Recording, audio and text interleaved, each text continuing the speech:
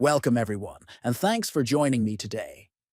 In this video, we are going to look at how to enable enhanced protection in Chrome Dev on mobile. This feature helps protect your device from dangerous websites. First, open Chrome Dev on your mobile device. Next, look at the top right and tap on the three dots menu.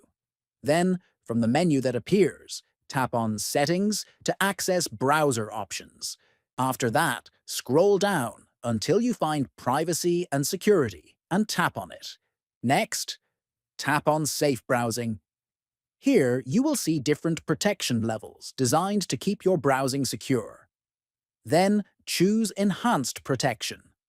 This option provides faster and more proactive protection against phishing, malware, and dangerous websites. Enhanced Protection is now active and working in the background to keep you safer online. Thanks for watching, and I will see you in the next video.